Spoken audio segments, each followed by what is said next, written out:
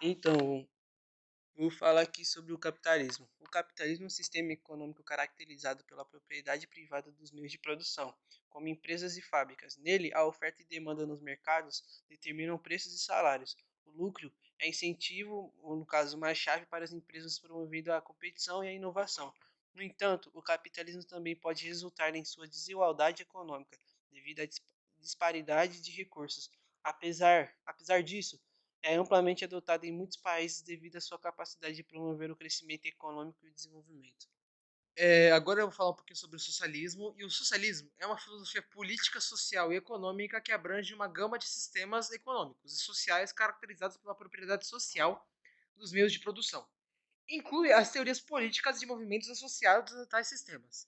A propriedade social pode ser pública, coletiva, cooperativa ou patrimonial. Embora nenhuma definição única englobe os muitos tipos de socialismo, a propriedade social é o elemento comum.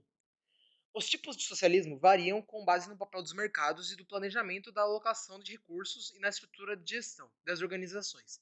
Os socialistas discordam sobre se o governo, particularmente se o governo existente, é o veículo correto para a mudança.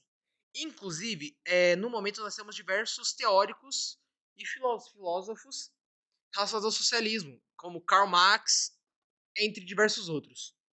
Agora eu vou falar sobre o DIT, Divisão Internacional do Trabalho. Isso se relaciona com a divisão das tarefas e funções em uma economia globalizada, onde diferentes países desempenham papéis distintos na produção de bens e serviços. Exemplos de países socialistas: a República de Cuba, a República Popular da China, República Socialista da Vietnã. Exemplo de funções do DIT: países subdesenvolvidos, a economia é baseada em setores primários e terciários, grande dependência externa. Agora falando um pouco sobre a relação do DIT com esses dois sistemas.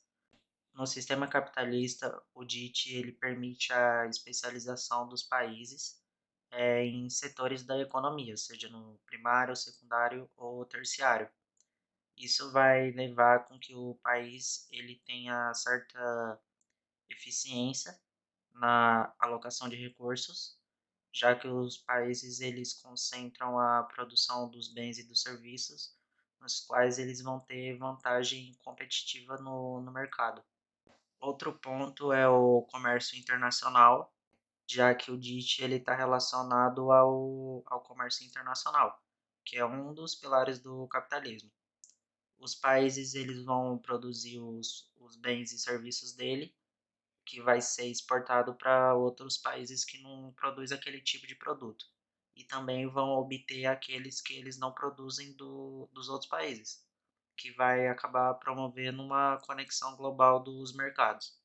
Um ponto ruim do DIT relacionado ao capitalismo trata-se da desigualdade global, já que o DIT ele pode resultar em uma disparidade econômica entre os países, já que alguns países eles vão se especializar em algumas atividades que têm maior valor, enquanto outros eles vão ser concentrados em setores de menos valor. Isso vai poder contribuir para desigualdades no sistema capitalista global.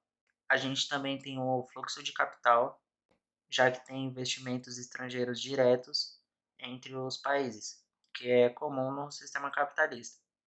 O capital ele vai fluir para as áreas onde a mão de obra é barata e as condições do investimento são favoráveis.